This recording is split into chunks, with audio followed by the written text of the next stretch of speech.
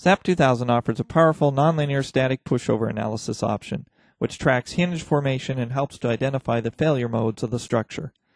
Pushover analysis may be performed on either existing or new construction.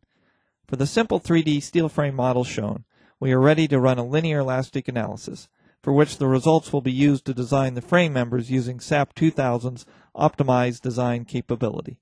The model will be subjected to dead, live, and response spectrum loads. We can now run the analysis.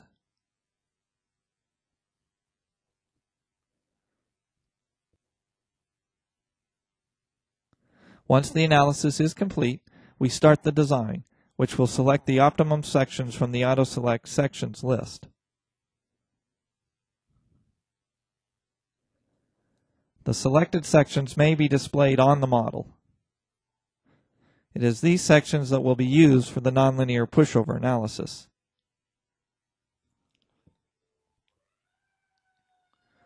The next step is to assign hinges to our line objects. We unlock the model, select all, and then go to the Assign Frame Hinges command.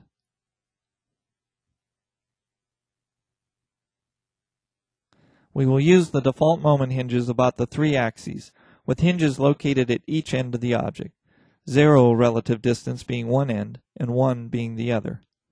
We can verify the hinge properties generated by going to the Define Hinge Properties command.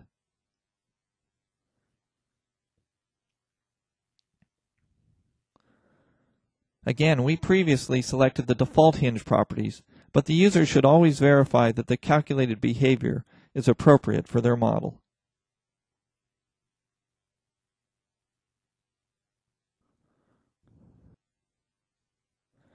Next, we will define the pushover analysis case. Before we do that, however, we need to set the deadload case to nonlinear, so that the program can use this case as the starting point for the pushover.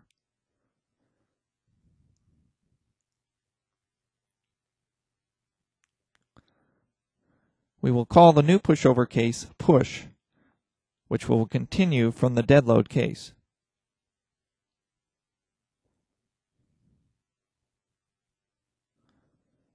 The load will be applied as an acceleration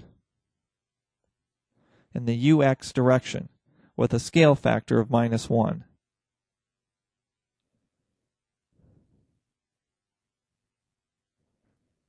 We will use displacement control and will push to a displacement of 12 inches at the top level.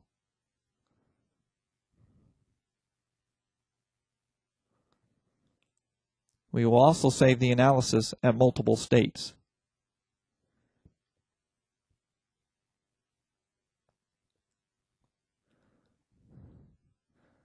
We can now run the analysis.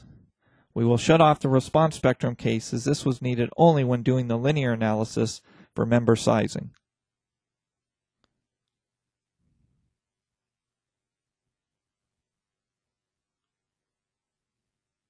Once the analysis is complete, we can display the deformed shape for the pushover analysis case.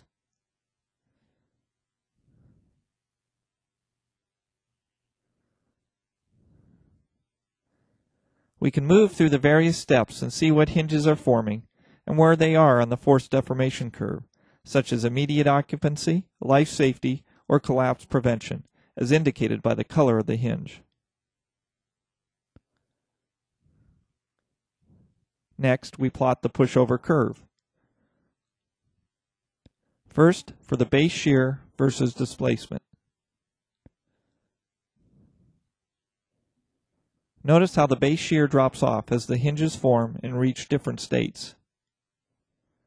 We can also plot the capacity spectrum, with the capacity curve in green and the demand curve shown in yellow.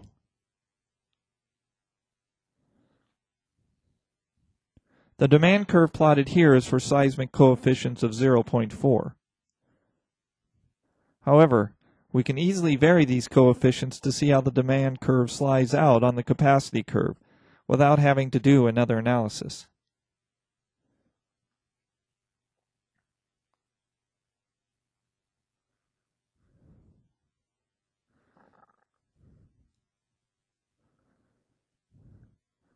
The point where the two curves intersect is called the performance point, and it is this point that represents the global behavior of the structure.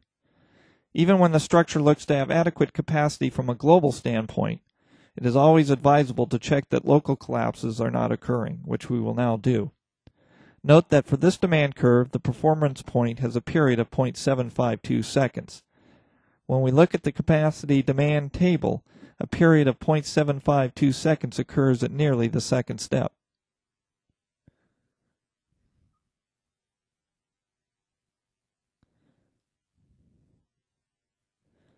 When we display the deformed shape for the second step, we see that only one hinge is beyond the life safety level, and because it is a beam hinge, there will probably be no collapse locally for this level of earthquake.